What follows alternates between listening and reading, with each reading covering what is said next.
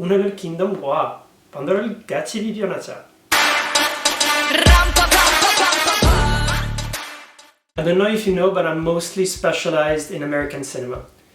When I was at film school, we focused on some Swedish cinema, some French cinema, some Italian cinema, and even some Japanese cinema. Most of my education when it comes to cinema comes from American cinema.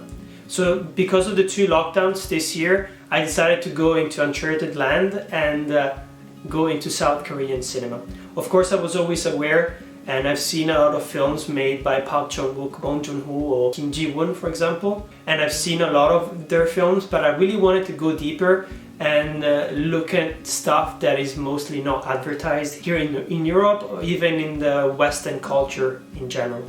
So we're gonna start with my first South Korean series ever, Kingdom. Kingdom is divided in 2 seasons and 12 episodes, so it's very short and to the point. It is set during the Joseon dynasty and precisely 3 years after the Japanese invasion of Korea.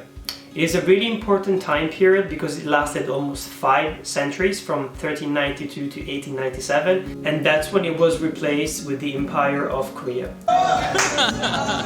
It is a massive span of time, so as you can imagine, it has been quite important into shaping what South Korea is today. In fact, a lot of customs, norms, as well as some of the Korean language and the dialects, they all come from this very important time period. I might look deeper into the Joseon references when it comes to the series, but I just wanted to give you a little taste to stimulate your curiosity so you can even research it by yourself. Because of the French and Italian education that I got in the public system, my knowledge of Eastern history is very limited. To give you an example, I've studied Genghis Khan, I've studied what happened in between China and Japan during World War II.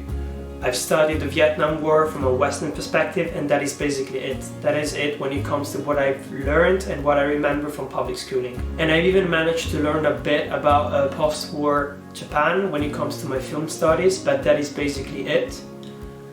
I think it's disgusting that we don't learn more when it comes to other countries, because it's exactly what leads to generalizations and not being able to actually talk and discuss and communicate with each other.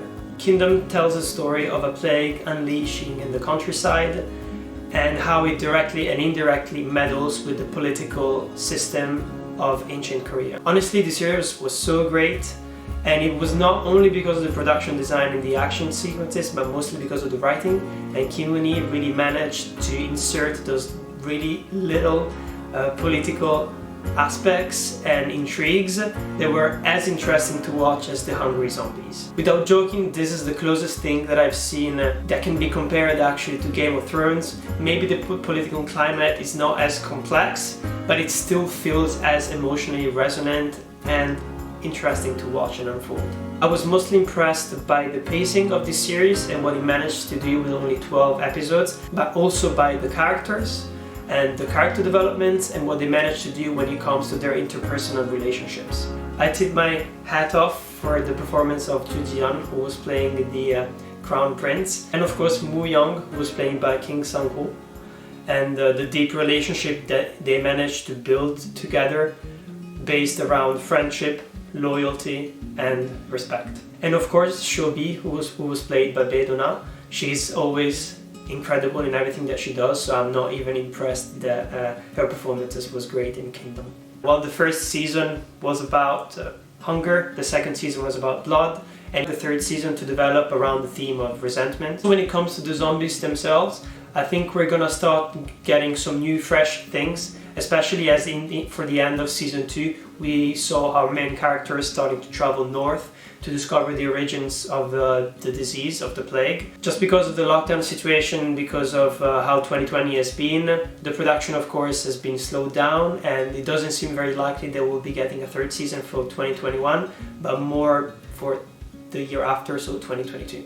But there is still hope, since we're gonna be getting a special episode. It is set for release for 2021 and it's called Kingdom Ashin of the North, and it's gonna be based around the character of Ashin, and it's basically gonna give us access to her backstory, and while at the same time developing some of the new themes that they want to adapt in the third season. We move on to Young Sang-go's sequel to Train to Busan, which is called Peninsula, and it's an original title, Bandu. The director has been quite busy since the release of Train to Busan. In 2018, there's a new film made by him that came out, which is called Psychokinesis. I really recommend it because it's an interesting and really funny spin on the superhero story. It's kind of insane to think that Train to Busan was his first live action film, especially since it was so well paced and so interesting to watch for zombie fans. It was really a breath of fresh air. And it's also insane, of course, to think that it made 10 times its production budget at the box office, which unfortunately was not the case for its sequel, which is in a loss. And that has mostly to do with the lockdown situation and the fact that it didn't manage to get its premiere at the Cannes Festival like it was supposed to. Peninsula stars no characters from the first film, which makes sense, of course, who would want to relive that. Gang Dong-won and Lee Jin-yeon playing her main characters quite successfully. And basically what I loved about this film is that Peninsula really takes the premise of its predecessor and injects it with some crazy hobo Mad Max vibes, which is a really good compliment, of course. And it really manages to hit that perfect vibe of being terrifying but also really funny, with that very specific South Korean humor that I really enjoy seeing in almost every single film. 총소리 아니야? 뭔 소리야, 이거나 먹어, 참치야. If you love zombies, you love this film. If you liked Train to Busan, I think you might enjoy the sequel, mostly because it feels a bit different and it feels fresh in that perspective. When I was watching it, I only had one critique when it comes to the film. It's that they really exaggerate when it comes to the CGI and the car chase sequence at night. In some points, the action sequences are so all over the place that the zombies end up looking like ragdolls being pushed around, and of course you lose a bit of that gritty sort of like scary vibes that we used to get from Train to Busan, and it becomes more like a Fast and Furious film instead of a zombie apocalypse film. But besides that, for me Peninsula is a recommendation because it's still one of the best films that came out this year. If you're interested in other zombie films, you can watch the film #Alive, also called The Sarita in Korean. It came out in September and it's on Netflix, and it's a really fun watch if you're into those kind of films once again. Check out my Letterboxd list where I rank all the South Korean films that I've seen. For now it's up to 20 or 21. I know it's not a lot, but I've been catching up a lot this year and it's only gonna get bigger. Kingdom, as I said, was my first South Korean TV series, but I have my eye on a couple of other ones like Strangers. And for the past 5 months I've been learning Korean as well, and I really hope that one day I will be able to make videos in Korean as well. Don't forget to subscribe to see more, leave a like, share this video and comment down below with your favorite South Korean films and your recommendations. I hope you enjoyed this video and you have a good day. 그럼 다음에 또 봐. I'm Patrick and this is Torn Apart. 오빤 가...